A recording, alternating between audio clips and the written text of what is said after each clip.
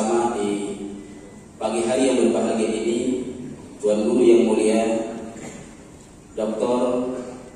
Abdus Somad LCMA yang telah berhadir di tengah-tengah kita pada pagi hari yang berbahagia ini, Ketua Masjid Baitur Rahman Luxmawi Ustaz Mursid Yahya, Imam Besar Masjid Baitur Rahman Luxmawi Ustaz Baihaqi Muhammad, kemudian kami hormati Ketua Forum Jamaah Silaturahim Masjid Baitur Rahman Luxmawi, pengurus adat Provinsi Aceh, Kota Luxmawi dan Aceh Utara, para jamaah semuanya, panitia, pengurus masjid yang tidak bisa kami sebutkan satu persatu, yang semoga Allah Subhanahu wa taala mengumpulkan kita di syurganya sebagaimana kita berkumpul di pagi hari yang berbahagia ini insyaallah. Sejenak sebelum Tuan Guru, kita silakan untuk memberikan tausiah kepada kita semuanya. Kami minta sambutan sedikit dari Ustaz kita Haji Muhammad Fadil Rahmi LCMA. Para Ustaz disilakan. Bismillahirrahmanirrahim. Assalamualaikum warahmatullahi wabarakatuh. Alhamdulillahirabbil alamin wassalatu wassalamu ala nabiyyina Muhammadin wa ala alihi washabihi ajma'in. Rabbi shrah li sadri wa yassir li amri wahlul 'uqdatam min lisani yafqahu qawli. Amma ba'd. Ya Allah, ya Tuhan kami, lapangkanlah dada kami, mudahkanlah urusan kami, hilangkanlah hambatan dalam komunikasi dan hubungan kami, sehingga apa yang kami duduk di sini untuknya, yaitu menuntut ilmu, bisa bermanfaat bagi kami dan juga bagi agama. Amin. Langsung saja, yang pertama tentu rasa terima kasih kami atas nama rombongan, atas sambutan yang luar biasa dari masyarakat Luxmawi, terkhusus kepada BKM dan juga panitia. Semoga Allah membalas segala kebaikan dan sambutannya, jazakumullah khairul jazaa. Dan tentu juga kami atas nama rombongan mohon maaf atas segala tingkah laku kami, kata-kata kami atau perilaku kami yang tidak berkenan. Semoga memperbanyak maaf atas hal tersebut. Yang kedua, saya melihat di masjid ini ada markas Thaqafah Islamiyah. Ini adalah hal yang sangat luar biasa, di bawah pimpinan direkturnya Haji Dabanur Abbas. Semoga ini berkembang dan saya juga atas nama wakil rakyat saya mensupport. Dan yang ketiga, semoga amanah yang diberikan kepada kami, khususnya bagi saya ini bisa saya kembali dengan baik. Saya mohon doanya, semoga amanah ini bermanfaat bagi agama kita, bagi kami juga, dan bagi Aceh secara umum. Mungkin ini yang bisa saya sampaikan, dan mohon doanya. InsyaAllah Al-Mukarram Ustaz Abdus Somad akan tetap melanjutkan dakwahnya. Setelah dari Aceh ini akan melanjutkan perjalanan dakwah ke Ambon tanpa pulang ke Pekanbaru. Semoga Allah Subhanahu wa taala tetap memberikan kekuatan dan kesehatan kepada beliau. Amin. Kami ada yang ikut di Aceh sudah sangat letih, bagaimana beliau satu Indonesia berkeliling. Semoga Allah kuatkan antum wahai Maulana. Demikian sebagai pemanasan saya akhiri. Wabillahi taufiq wal hidayah. Wassalamualaikum warahmatullahi wabarakatuh.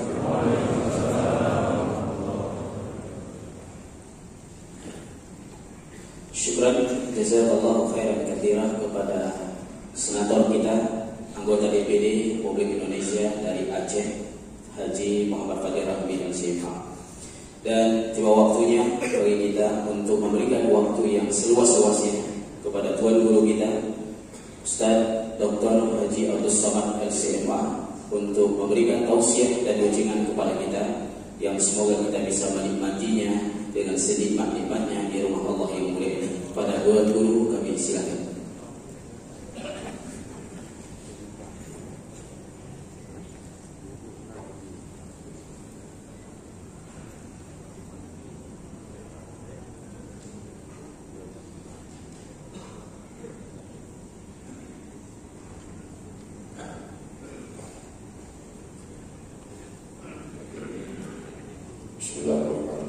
Assalamualaikum warahmatullahi wabarakatuh. Alhamdulillah, wassalatu wassalamu ala Rasulillah Sayyidina سيدنا ومولانا محمد بن عبد الله وعلى آله وصحبه ومن تبعه ومواlah. Yang sama-sama kita hormati para alim ulama, tokoh masyarakat, tak dapat saya sebut satu persatu. Insyaallah semua yang hadir dan mengikuti program kajian subuh ini dimuliakan Allah Subhanahu wa taala. Kemarin saya sholat di salah satu masjid. Di bawah masjid itu ada tempat wudhu sekaligus toilet. Dipermasalahkan, arsiteknya mengadu ke saya karena kata orang itu berarti itu ada WC di masjid.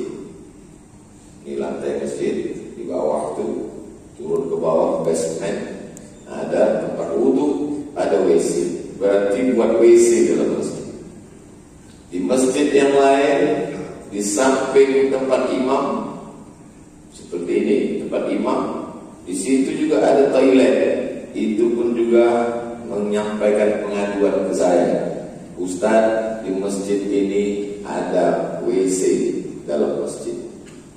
Kemudian masjid satu lagi, masjidnya di bawah, lalu kemudian di atas itu perumahan, di atasnya lagi mall.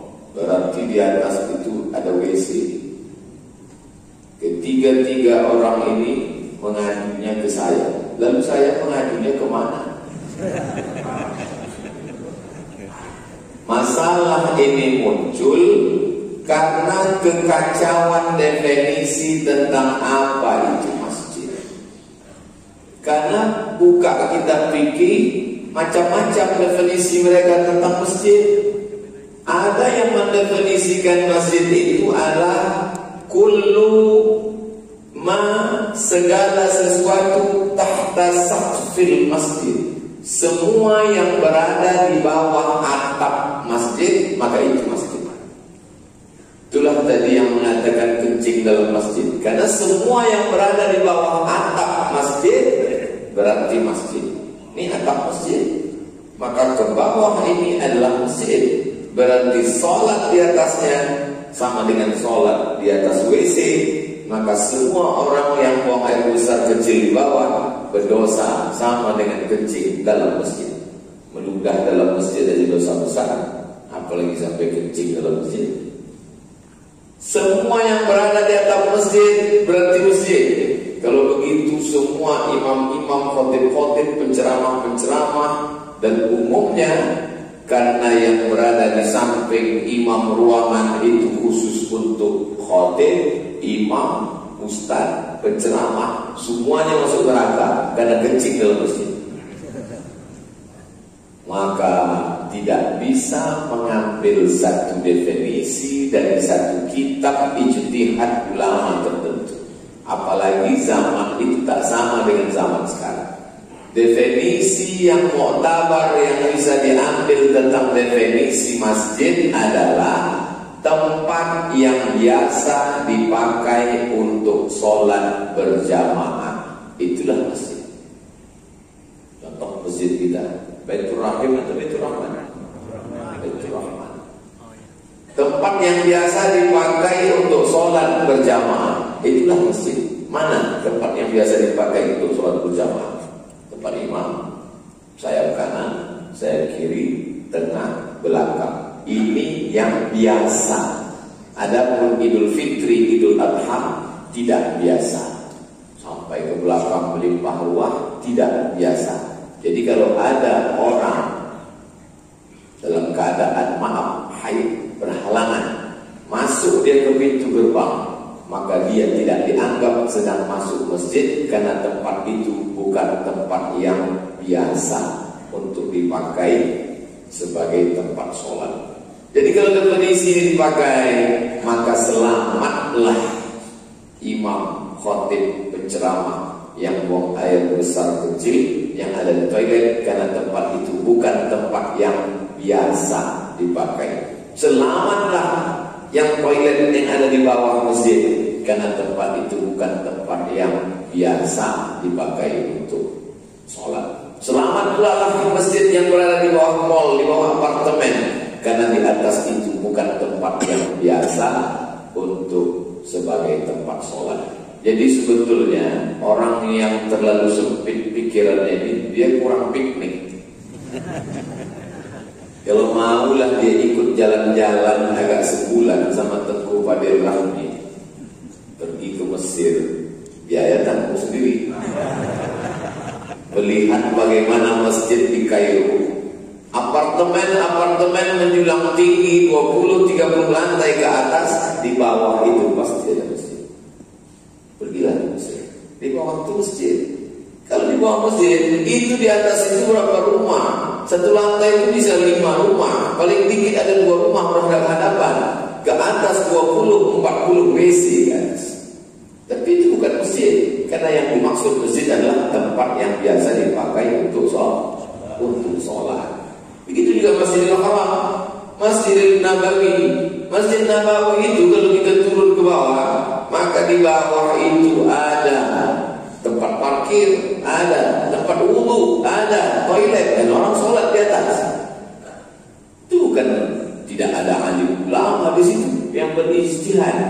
Jadi maksud saya, cobalah kita banyak membaca referensi. Oh kalau gitu Ustaz Somad banyak baca? Enggak, saya tak banyak baca. Cuman orang menyangka saya banyak baca. Orang khusus orang saya. Lebih gue dibiarkan orang. Ada yang begitu. Saya pernah juga kena keceplosan. Jamaah Jumat yang dimuliakan Allah, hadirin hadirat, datang yang masuk. Tak ada perempuan Pak Ustaz. Masjid pada awalnya adalah tempat untuk ritual ibadah saja. Lalu selesai sholat, Nabi Muhammad SAW menyampaikan hadis-hadis. Nabi duduk dikelilingi oleh sahabat. Sahabat yang duduk berkeliling itu disebut dengan halaqah. Pakai H kecil, halaqah. Pakai huruf Q, halaqah artinya lingkaran. Maka dalam masjid itu ada beberapa lingkaran. Sampailah Imam Muhammad bin Idris Asy-Syafi'i ke Mesir. Dia membuka halaqah di Masjid Amr bin As, sahabat Nabi yang pertama sampai ke Mesir. Ada halaqah hadis, ada halaqah fikih, ada halaqah nahwu, ada halaqah balaghah, ada halaqah tafsir, ada halaqah usul fikih, ada halaqah akhlak tasawuf, ada halaqah. Maka banyak halaqah-halaqah. Dari halaqah-halaqah inilah berubah menjadi cikal bakal universitas. Universitas Al-Azhar baru pakai sistem kelas tahun 1960-an. Sebelum itu hanya halaqah saja. Di Masjidil Haram begitu juga. Syekh Abdul Rauf As-Sinkili pergi ke Makkah, pergi ke Madinah, belajar kepada Imam Al-Qushashi, kepada Imam Al-Qurani. Tidak pakai sistem kelas, tapi sistem halaqah. Makanya sekarang kalau masjid mau ramai, dihidupkan lagi halaqah. Alhamdulillah. Selesai sholat, Assalamualaikum warahmatullahi wabarakatuh. Kita tengok di masjid ada beberapa lingkaran. Ada halaqah di sana, halaqah di sana, halaqah di sana. Pas kita datang duduk, kita dengar ceritanya, rupanya membahas tentang Real Madrid Barcelona. Itu dari pesankan Nabi 14 abad yang lalu. Nanti kalau kalian selesai sholat, nampak kalian ada orang membuat lingkaran, bicaranya bukan bicara agama tapi bicara dunia, tinggalkanlah. Jadi tidak semua halaqah itu membicarakan tentang agama Allah. Alhamdulillah. Jadi zaman Nabi itu tidak bisa pengajian seperti ini. Kenapa tidak bisa pengajian? Karena belum ada mikrofon sound system pengeras suara. Suara hanya sampai di agak. Cobalah kalau tadi pakai mana?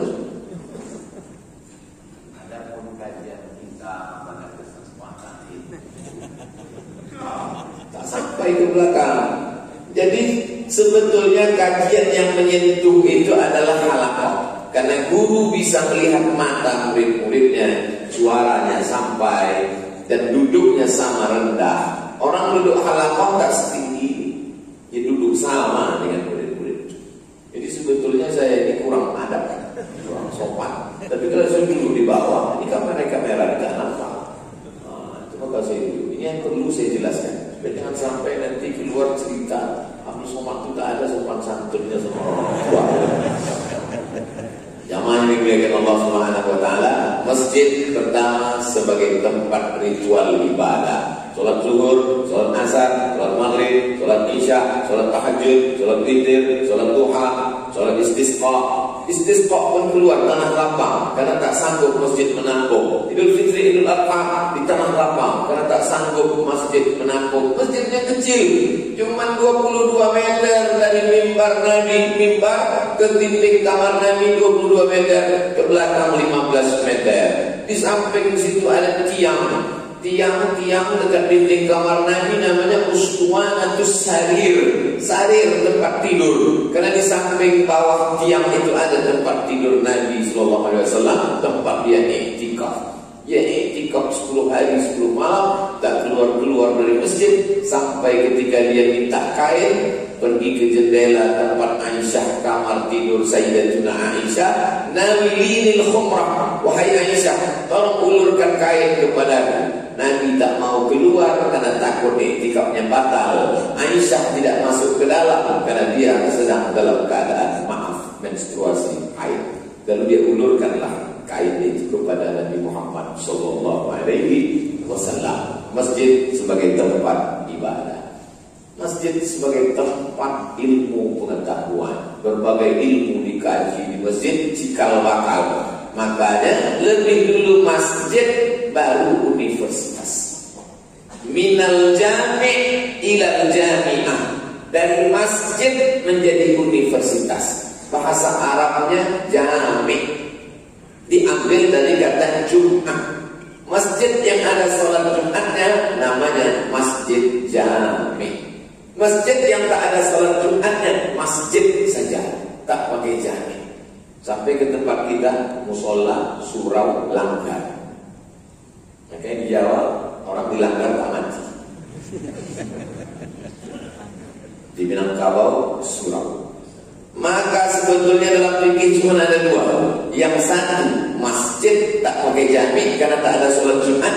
Yang kedua masjid jami'. Ini masjid jami' karena ada sholat Jumat. Dari mana Ustaz tahu ini ada sholat Jumat? Ada mimbar. Di sebagian masjid saya katakan ini masjid saja karena tidak ada sholat Jumat. Selesai ceramah dikasih tahu pengurus, ada mimbarnya karena tabligh akbar kami sembunyikan ke dalam. Jamaah yang dimuliakan Allah Subhanahu wa taala. Lalu kemudian Islam, kalau kita lihat dalam sholat Jumat, Nabi Sallallahu Alaihi Wasallam masuk setelah kumandang azan, dia di kamarnya. Di antara masjid dengan kamar Nabi ada pintu.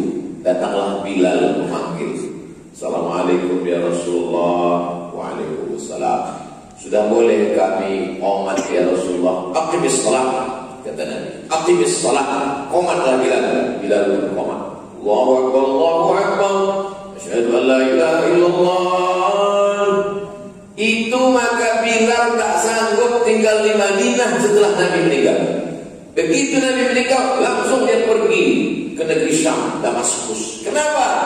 Karena dulu waktu Nabi hidup, asal habis azan dia mengetuk pintu mengajak Nabi sholat, nanya sudah boleh qomat atau tidak. Setelah Nabi meninggal, tak sanggup dia lagi. Pintu mana yang mau diketuk? Nabi sudah meninggal, pergi dia ke Damaskus. Sekarang iqamat tidak diatur oleh Nabi. Siapa yang mengatur iqamat? Jam.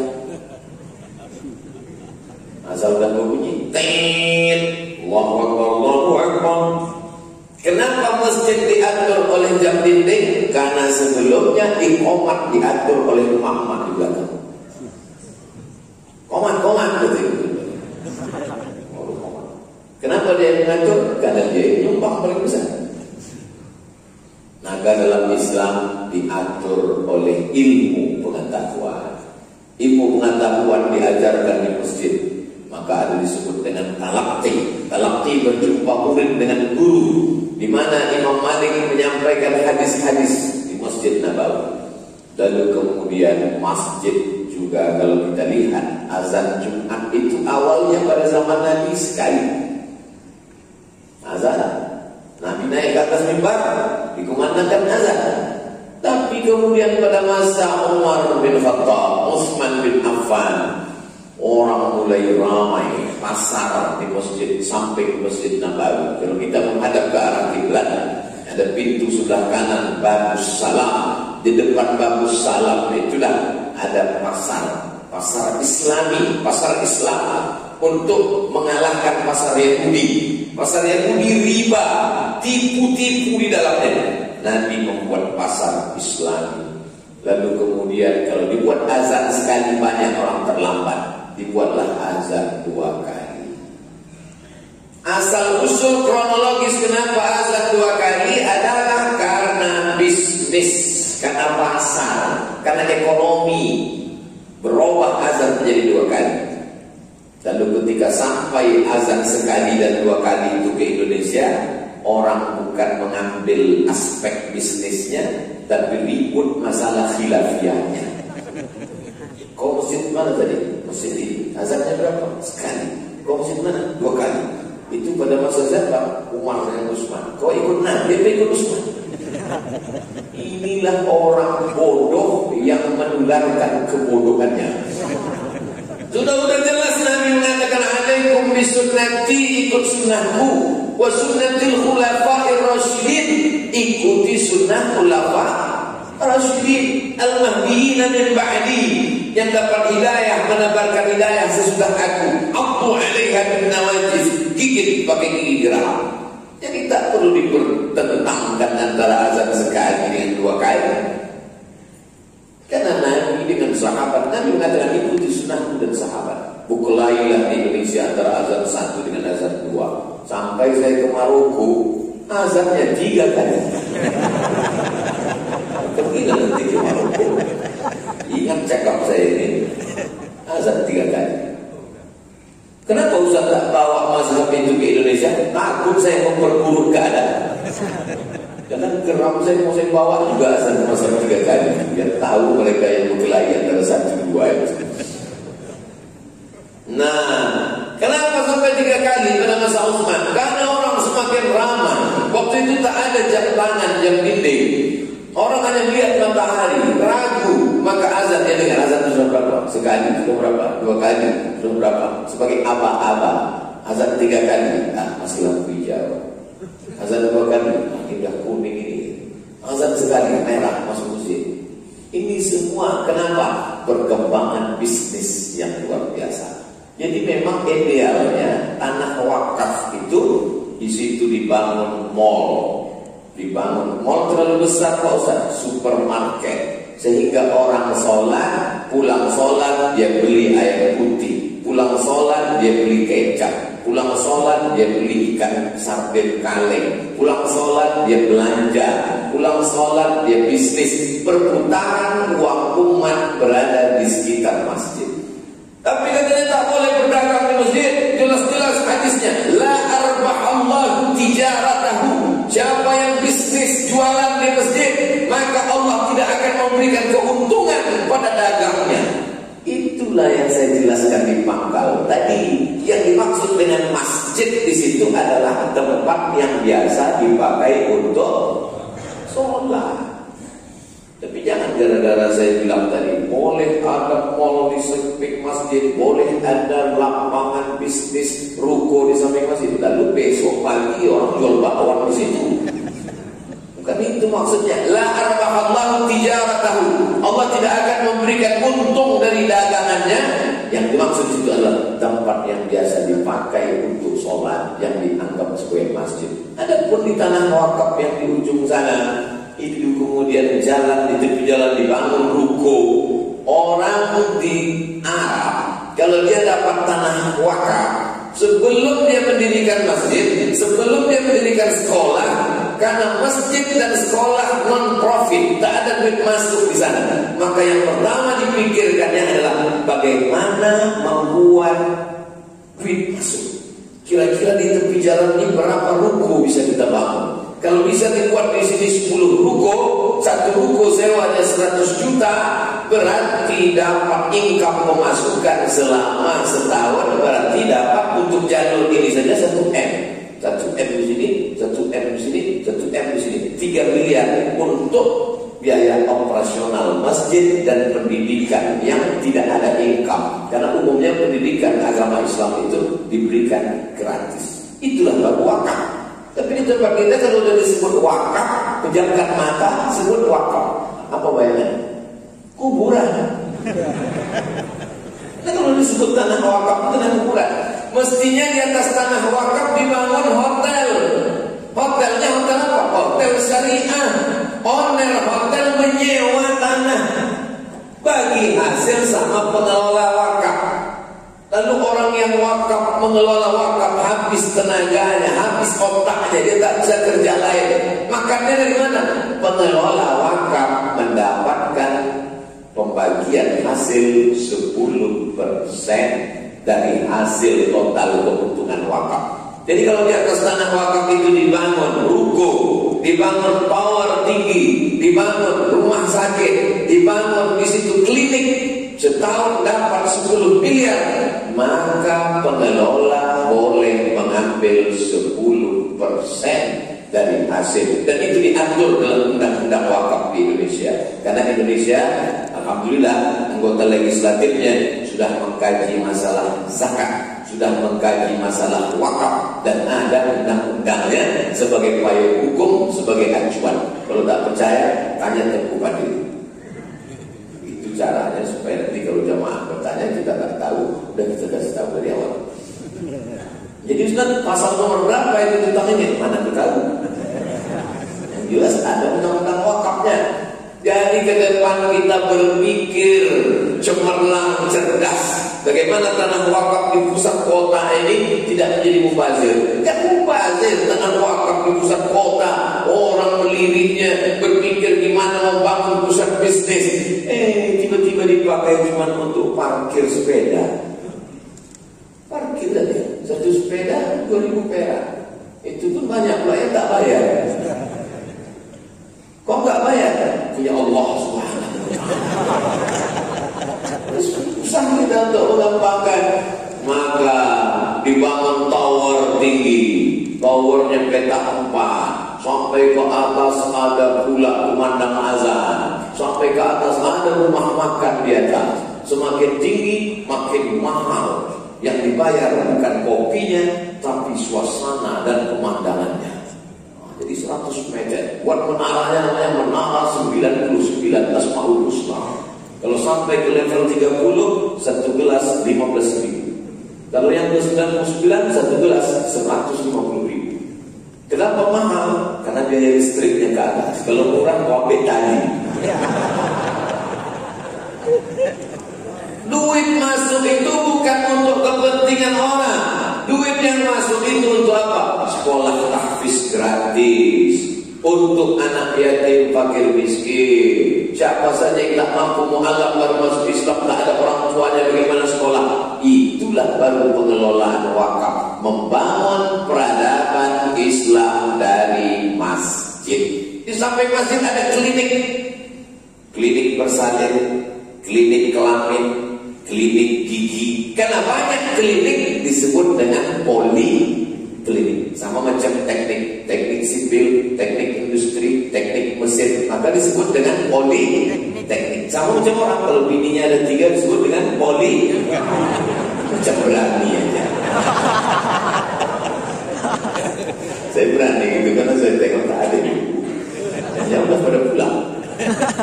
Artinya apa? Bahwa ada orang tak pernah jadi muslim, seumur-umur tak pernah jadi muslim, tapi karena istrinya hamil, mau tak mau, suka tak suka, diantaranya lah istrinya tadi ke klinik, mau periksa istri, kehamilan istri USG. Sampai di situ tak berapa lama ngantri, terdengar azan. Allahu Akbar, Allahu Akbar. Datanglah petugas klinik. Bapak, ibu-ibu yang mau periksa, biarkan aja dulu di dalam. Bapak-bapak semua yang mengantar istri, silakan ke masjid. Dalam hatinya, terpaksa masjid. Tapi paling tidak itu wasilah untuk dia ke masjid. Yang selama ini dia tak pernah ke masjid. Tapi di lapangan parkir di tanah yang luas itu dibangun convention hall, tempat balai pertemuan. Kenapa orang mau buat acara di convention hall? Dibuat harganya mirip. Anda mau buat acara pelatihan, acara suksesi, acara akad nikah, acara walimah, adakan di convention hall Masjid Baitur Rahman. Harga mirip. Di tempat lain 100 juta, di sini hanya 99,999 juta saja. Maka orang pun buat acara orang sukses di organisasi sosial, tidak ada hubungan dengan Islam, dibuat mereka di convention hall. Pas setelah pembukaan kata sambutan ini segala macam, terdengar suara azan. Allahu Akbar, Allahu Akbar. Masuk suara azan itu ke dalam, karena dia di sekitar masjid. Apa kata protokol panitia? Bapak Ibu sekalian, karena sudah kumandang azan, rasanya tidak etis kalau kita tidak ke masjid. Toh nanti pada akhirnya jenazah kita juga akan dibawa ke masjid. Maka marilah kita ke masjid. Yang tak mau ke masjid tak apa-apa, nanti jenazahnya akan campakkan ke laut.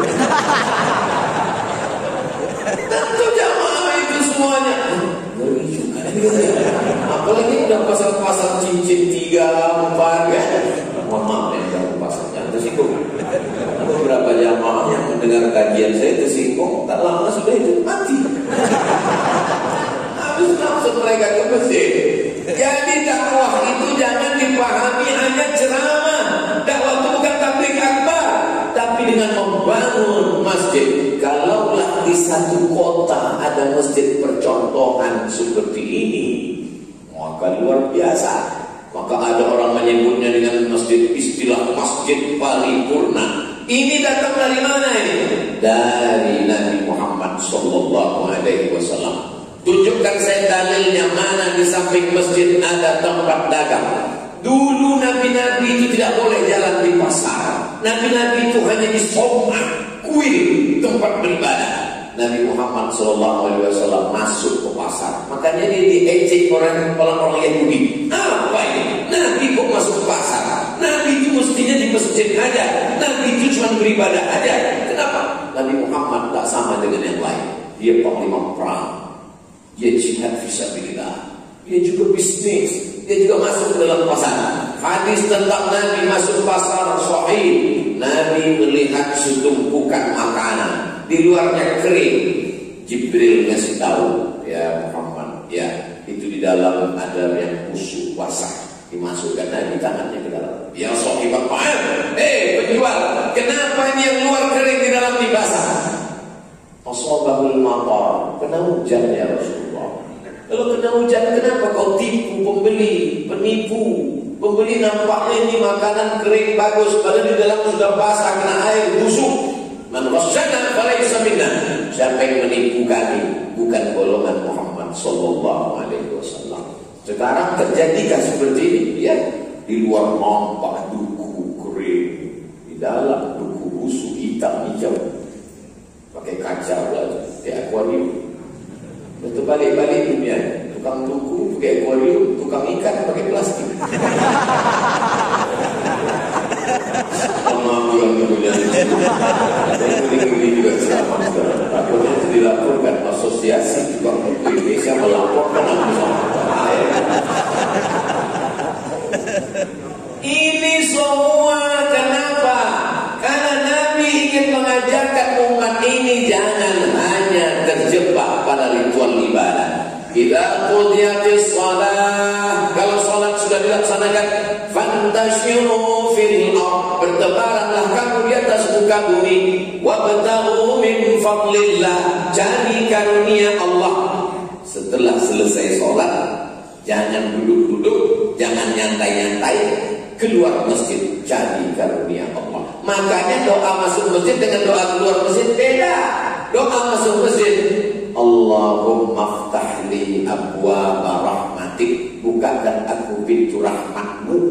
Tapi untuk keluar masjid, Allahumma inni as'aluka min fadlik, beri aku rezekimu. Kenapa keluar masjid minta rezeki? Karena di luar masjid ada ruko, di luar masjid ada mall, di luar masjid ada klinik, di luar masjid ada rumah sakit, di luar masjid ada tempat bisnis, di luar masjid ada kafe, di luar masjid ada tempat mencari rezeki. Makanya selesai sholat itu dia tidak terlalu lama berzikir dengan Allah, karena di tempat-tempat dagangnya itu pun dia juga berzikir. At-tajir, pedagang, as-saduq, jujur, al-amin, pedagang yang jujur dan amanah, ma'an nabiyyin, dia akan bersama Nabi, was-siddiqin, bersama orang yang benar, was-syuhada, bersama orang mati syahid, was-shalihin, bersama orang-orang soleh. Sekarang banyak orang komplain khotib naik mimbar, kotak sedekah berjalan. Berapa kali jamaah bertanya ke saya, Ustaz Somad, ya Pak, saya kurang setuju kalau ada kotak berjalan ketika khotib naik mimbar. Kenapa Pak? Bapak terganggu mendengar khutbah dengan lewatnya kotak itu? Tidak Ustaz. Terus tidur saya terjaga.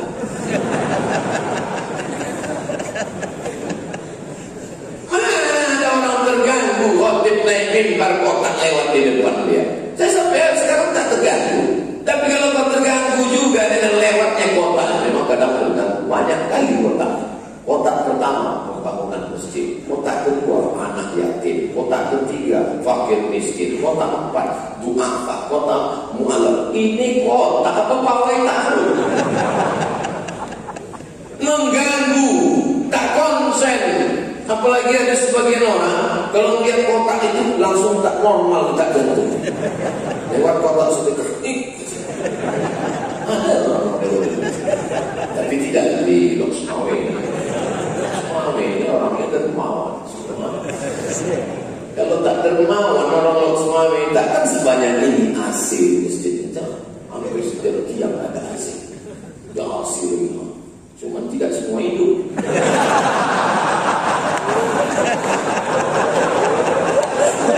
Mikrofon bermantap, bulat suara. Tempat-tempat lain kadang kalau saya ceramah pegang mikrofon, sini dan pasang macam-macam artis lah saya. Habis waktu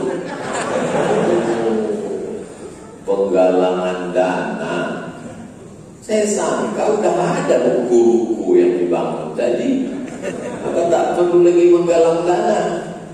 Jadi judul lagunya ya dana, ya dana.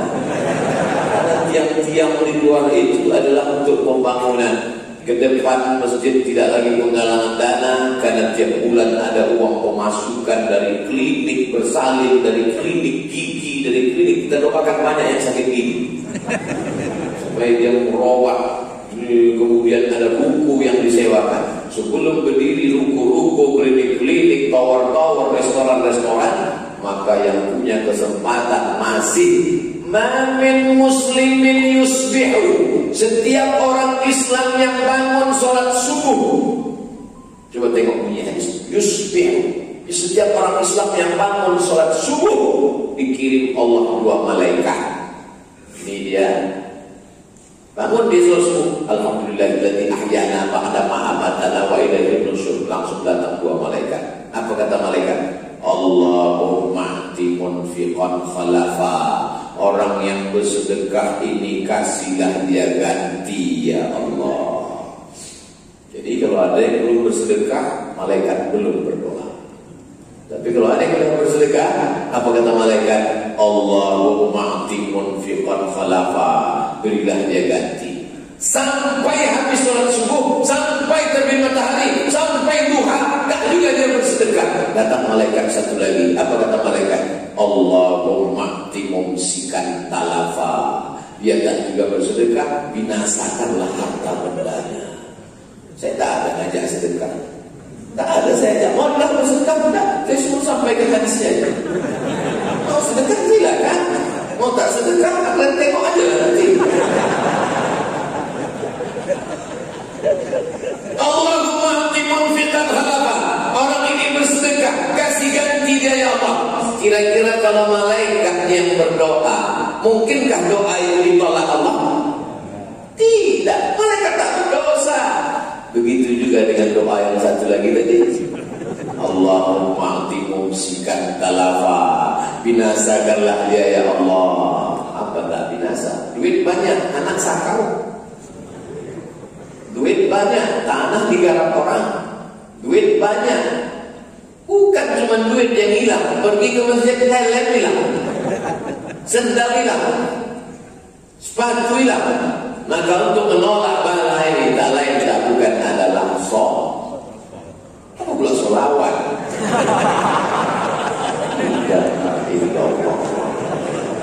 Sholawat penting. Sodakoh. Orang-orang mati juga baik. Orang mati kalau ditanya Allah Subhanahu Wa Taala, mayat-mayat, jenazah, mau kalian hidup lagi? Kata jenazah itu menjawab, laula akhartani ila ajalin qarib, tambahlah umur kami qarib, sekejap saja, semenit saja, sedetik saja. Mau minta hidup sedetik, mau minta hidup sedetik. Kalau kasih kau hidup sedetik, kau mau buat apa? Kata Allah. Apa kata mereka? Fa as-saddaqa, kami mau bersedekah. Tak ada orang mati itu waktu ditanya, kalau aku kasih kau hidup, kau mau apa? Aku mau mencaleg. Tak ada. Kalau aku kasih kau hidup lagi, kau mau apa? Aku mau jadi pejabat. Tak ada. Lalu apa kata dia? Fa as-saddaqa, aku mau bersedekah. Dikaji oleh ahli tafsir. Kenapa orang mati itu mau bersedekah? Karena haji mabrur balasannya nanti di surga. Setelah kiamat baru nampaknya balasannya. Wal hajjul mabrur laisa lahu jazaa' illa jannah. Orang yang haji mabrur balasannya surga. Tapi orang yang bersedekah sudah nampak balasannya sebelum hari kiamat, sebelum masuk surga. Sudah nampaknya balasan sedekahnya ketika dia di alam kubur. Biasanya saya kalau udah cerita sedekah itu keluar kotak-kotak sedekah. Bedanya di Masjid Baitur Rahman ini, rupanya orang Lok Sumawe sedekah tidak pakai kotak, langsung transfer ke rekening bank nomor berikut ini. Mana nomor rekeningnya itu? Buatkan aplikasi rekening bank Masjid Baitur Rahman Lok Sumawe, sehingga orang masyarakat tinggal nomor rekening Bank Aceh, Bank Syariah Indonesia, enter langsung. Begitu selesai enter, menangislah dia. Kenapa kau menangis? Terkena almarhumah emak ya, terkena almarhum ayah ya. Bukan Ustaz. Terus banyak kali uangnya. Umpamanya mau transfer 100.000 terpicit 6. Menangis mau minta ke pengurus malu. Kau bangun rumah 1 miliar, beli mobil 500 juta, menyekolahkan anak sampai ke Amerika, tiba-tiba terpicit 60 sejuta ke Masjid Baitur Rahman, kau menyesal. Padahal di akhirat nanti yang 1 juta salah kirim itulah yang menolong engkau di hadapan Allah SWT. Betul? Kita doakan banyak yang salah kirim. Tapi ini dimuliakan Allah SWT. Ustaz Muhammad ini cuma pandai nyuruh orang sedekah aja. Dia pun ternyata tak bersedekah. Saya pakai sarung, tak bawa dompet. Saya dari bawa duit.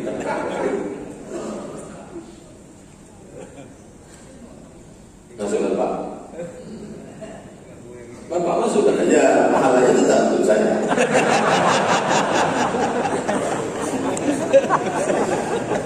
Ini muliakan Allah Subhanahu wa Ta'ala. Maka dalam Islam itu ada namanya zakat, ada namanya infak, ada namanya sedekah, ada namanya wakaf, ada namanya wasiat, ada namanya hibah, ada namanya ghanimah. 7 pintu, 7-7-nya kita isi. Alhamdulillah. Saya setelah mendengar ceramah Pak Ustaz tersentuh hati saya. Terus gimana Pak Haji? Maka ruko yang ada di seberang masjid saya wakafkan untuk Masjid Baitur Rahman. Amin. Masjid mana Pak Haji? Ya Masjid Baitur Rahman lah. Rukonya di mana? Di sebelah selatan. Oh, ruko siapa Pak? Saya itu tidak tahu kan ruko siapa. Mana bisa mewakafkan ruko orang?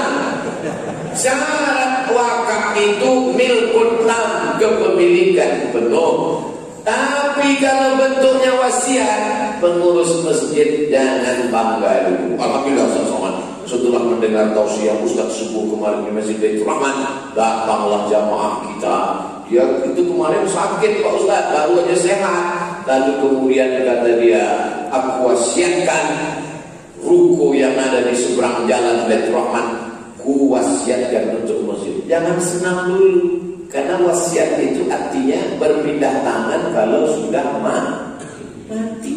Begitu dia wasiatkan, tak mati-mati. Pengurus pun susah mendengar berita. Apa kabar Pak Haji? Tanya istri. Sehat Pak. Ini udah dapat. Ini kan itu beda wasiat sama hibah. Tapi kalau hibah, itu ruko yang ada di seberang, aku hibahkan. Langsung beralih pindah tangan, bawa ke kantor Badan Pertanahan Nasional BPN, lalu kemudian dirobahlah. Saya sudah ke kantor Kanwil BPN, kata Pak Kanwil BPN, ada skala prioritas untuk wakaf 2. Yang pertama, tidak nunggu ngantri. Kalau Masjid Baitur Rahman mau mengurus tanah wakaf, pengurusan suratnya tidak pakai nomor antrian, langsung masuk ke depan. Yang kedua, pengurusannya gratis. Dulu saya ceramah di Masjid Raya paling tua di kota Pekanbaru, dibangun tahun 1762 oleh Sultan Abdul Jalil. Pas sedang ceramah, malam habis isya, datanglah beberapa orang. Bapak dari mana? Kami dari kantor Kanwil Badan Pertanahan Nasional. Ada apa Bapak malam-malam datang ramai-ramai? Malam ini adalah ulang tahun BPN, maka semua pegawai BPN saya ajak ke masjid Pak Ustaz. Saya mau kasih tahu kepada pegawai, merayakan ulang tahun bukan dengan nyanyi-nyanyi, bukan dengan musik-musik, bukan dengan ketawa, tapi kita isi dengan pengajian. Mantap nih Pak Kanwil. Ya, Bapak dari mana? Saya dari Aceh Pak Ustaz. Begitu banyak orang Aceh ulang tahun. Udah lama, udah sekitar 6-7 tahun yang lalu. Sekarang tanya mana Bapak itu, tapi kenangan itu berkesan ke saya. Kenapa? Di bawahnya pegawai-pegawai pertanahan. Begitu di bawahnya dia kasih tahu pegawai, oh saya gas lah cerita tanah. Kita diciptakan dari tanah, hidup di atas tanah, menjadi pegawai BPN mengurus tanah, akan mati ke dalam tanah, dimakan cacing tanah. Wow, saya begitu. Saya paling pantang kalau dikasih tahu. Saya ini dimuliakan Allah Subhanahu wa Ta'ala. Makanya kalau ada jabatan, ada kekuasaan, dipakailah menolong. Diingat orang kita sampai mati. Nama mungkin tak ingat, tapi kenangan bagaimana dia memakai kekuasaannya itu, membawa anak-anak buahnya, mengingatkan. Sejak itu apa kata dia? Malam itu sebelum instruksi negara tentang gratis urus, Bapak Ibu pengurus masjid sekota Pekanbaru, siapa saja yang mau mengurus tanah masjidnya gratis. Sekarang inilah baru ada aturan gratis. Ini nampaknya lampu sudah dimatikan karena listrik mahal, masjid tak sampai. Jamaah ini Ustaz Muhammad mungkin merasakan masjid ini hebat. Masjid Baitur Rahman Banda Aceh, wakaf sedekah infak Jumatnya saja 20 juta.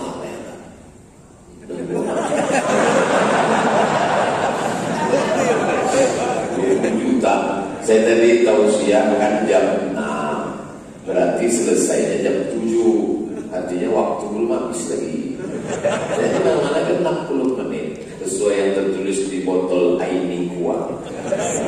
Minumlah Aini Kuah, produk umat Islam, membangkitkan ekonomi umat. Itu bangga saya kalau bicara di Aceh. Minumnya produk umat, masjidnya 1 Jumat 20 juta, banknya bank syariah. Tenang di Aceh, cuma tantangannya tidak begitu kuat. Ustaz-ustaz kalau ceramah cuma di Aceh, itu masuk surganya ya kaki 5. Karena tantangannya tak kuat. Apalah tantangan berdakwah di Aceh? Mau minum produknya minuman Islam, keluar dibantu oleh kanon syariah, perempuan tak boleh keluar tak pakai hijab, diatur oleh undang-undang syariah. Tentang masalah bank konvensional sudah bisa diangkat, jadi tak ada beban. Itu maka saya kurangi jadwal kaji. Tapi kalau tempat lain saya bicara tentang berpindah dari konvensional ke syariah. Mari pakai produk umat Islam. Jangan lagi beli ini. Belum tentu dia kalau untung dia bantu umat Islam. Belum tentu dia akan menolong agama Allah. Maka orang itu menyumpah saya mati sumpah serata. Bagus, makin cepat saya masuk surga. Emang dimuliakan Allah Subhanahu wa taala, menjadi orang Aceh itu keberuntungan. Kenapa? Karena semuanya serba syariah. Tapi menjadi orang Aceh juga tanggung jawabnya besar. Kalau ada orang Aceh yang tidak bersyariah, itulah yang paling pertama masuk neraka jahanam. Karena dia sudah dibesarkan di negeri baldatun thayyibatun wa rabbun ghafur. Ada pula saya dikasih stiker. Nah, pembacaannya Gerakan Pemuda Subuh GPS Lok Sumawe. Kenapa mesti anak muda? Kenapa tak dibuat gerakan atu-atu kebesaran? Kan mantap tuh kalau mereka buat gerakan kan? Gas, wah, bukan GPS, gas. Gerakan atu-atu subuh. Ya kan? Karena orang tua tidak perlu lagi diajak ke masjid. Orang tua tak perlu lagi dihimbau diceramahi ke masjid. Karena memang sudah ya, yang lahan tinggal berapa jengkal aja lagi. Tapi anak muda yang hawa nafsunya bergelora, pacaran, yang lain sibuk ngafe sampai jam 2, jam 3 malam, cekakak cekiki, tidur, bangun jam 9 sesuka hati dia. Tapi ada anak muda yang mau ke masjid, sab'atun 7 golongan, yuzilluhumullah binaumi Allah, yauma la dhilla illa dhilluh. Hari itu tak ada tempat bernaung kecuali Allah memberikan naungan. Siapa itu? Syabun, anak muda, nasya'a fi ibadatillah, anak muda yang tumbuh beribadah kepada Allah. Coba tengok di pintu anak-anak muda. Anak kecil, cobalah pandang bapak kiri kanan depan belakang. Anak-anak muda. Siapa ini yang membawa kamera syuting Abdul Somad di 1, 2, 3, 4, 5, 6, 7, 8, 9, 10, 11. Itu yang bertiang. Belum lagi yang tak ada tiangan kita. Ganti dia. Tapi yang tak kasih. Anak-anak muda yang berkreasi. Video itu nanti dipotongnya, lalu kemudian dia kasih thumbnail, dia kasih gambar, lalu dia share, menarik. Yang dia inginkan hanya mencari ridha Allah Subhanahu wa taala. Ya, anak muda ini mesti kita jaga, mesti kita pelihara. Banyak juga kadang orang-orang ini kalau anak-anak muda, anak-anak kecil kemudian diusir pula. Anak-anak muda duduk di samping. Mestinya kita buatkan khusus wifi gratis, mesti untuk menarik anak-anak muda sebagai manisan-manisannya. Anak-anak muda silakan datang ke masjid, wifi gratis, hanya sejam sebelum azan. Jadi kalau azannya jam 12.30, wifi gratis jam 11.30. Untuk tahu passwordnya, wudu dulu. Memancing mereka ke masjid supaya ada bunga-bunganya, supaya ada manisan-manisannya. Di mana ada gula, di situ ada semut. Ada semut. Anak muda ini mesti kita selamatkan. Ini Ini kadang ada pula orang ada anak muda anak-anak bisa pun jadi masjid. Kalau di masjid masih ada anak kecil, di masjid masih ada anak lari-lari, berbahagialah. Masjid Baitur Rahman Loksmami tahun 2050 masih ada orang sholat berjamaah. Tapi kalau di masjid itu yang tinggal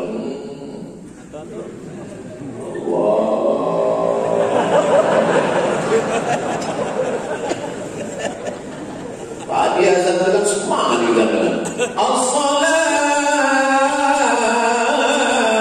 khairum minan naum. Ini kadang pegang as-salatu khairum minan naum. Mikrofon rusak. Tapi kunci dari segalanya, bisnisnya, anak mudanya, mallnya, sewa rukonya, wakafnya, itu dibangun dengan ilmu pengetahuan. Makanya ayat yang pertama turun adalah bukan sallu salatlah, tidak, sumu puasalah, tidak, tapi iqra, bacalah. Dengan membaca, dengan punya pengetahuan, berubah mindset, main otak, settingan, susunan otak tidak berubah tentang kehidupan. Maka di sini dibangun namanya Markaz As-Thaqafi. Markaz artinya center, pusat. Thaqafi artinya ilmu pengetahuan peradaban Islam. Maka di sini dibangun Markaz As-Thaqafi. Dan direkturnya senior saya, kakak kelas saya, di atas saya waktu di Al-Azhar Mesir, Al-Mukarram Dr. Damanhur. Jadi yang di bawah ini senior saya semua nih. Tengku Fadil Rahmi senior saya 2 tahun. Tengku Damanhur senior saya. Inilah kesempatan saya bicara di atas senior saya. Jamaah yang dimuliakan Allah SWT. Ada juga adik-adik saya dari Ikatan Alumni Timur Tengah. Nah, itu semua kami berkolaborasi. Jadi yang membawa saya ke Aceh mereka. Lalu mereka ada adik mereka namanya Abdul Somad. Mereka bawa saya ke Aceh berkeliling. Tadi malam ditanya sama Pak Kapolres sama Pak Danrem. Pak Danrem apa Pak Dandim? Pak Dandim. Ustadz berapa kali sudah ke Aceh? Saya lebih banyak ceramah di Aceh daripada di Riau, Pak.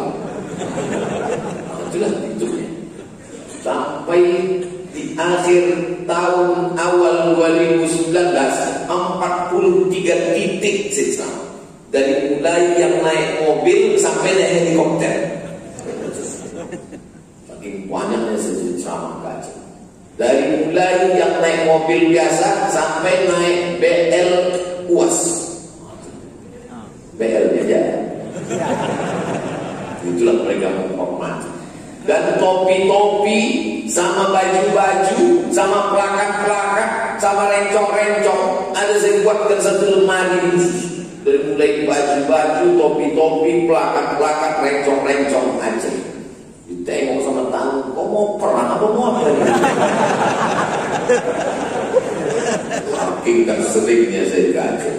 Nah, jadi ke Aceh adalah membangkitkan nostalgia selalu tentang bagaimana peradaban Islam. Ini sahabat saya sedang ada nih di bumi Nangor Aceh Darussalam. Dari malam WA saya, Ustaz Somad, besok saya akan pergi ziarah ke makam Malikul Saleh, kata dia. Dalam hati saya, aku udah lama nih. Jamaah yang dimuliakan Allah Subhanahu wa taala. Jadi thaqafah peradaban Islam supaya anak-anak kita tahu bahwa kita ini ketika Belanda datang, kita bukan makhluk yang tinggal di pokok kayu. Belanda datang, Inggris datang. Pernah Inggris itu mengutus namanya Jefferson dari kepulauan Pulau Pinang di Malaysia. Ketika Malaysia dijajah Inggris, diutusnya salah satu seorang Jefferson untuk menelusuri Pulau Sumatera. Naik dia ke pantai-pantai untuk melihat bagaimana peradaban Islam.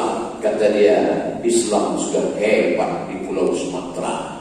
Justru dulu orang Belanda itu ketika datang kemari, mereka takut mau menyebarkan keyakinannya. Kenapa? Karena dia tahu bahwa orang di Pulau Sumatera Sumatera, dari mulai Aceh sampai Lampung, sampai ke Pulau Jawa, sampai ke Kalimantan, mereka sudah beragama asyhadu an la ilaha illallah wa asyhadu anna Muhammadan Rasulullah. Lalu peradaban apa lagi yang mau kalian sebarkan?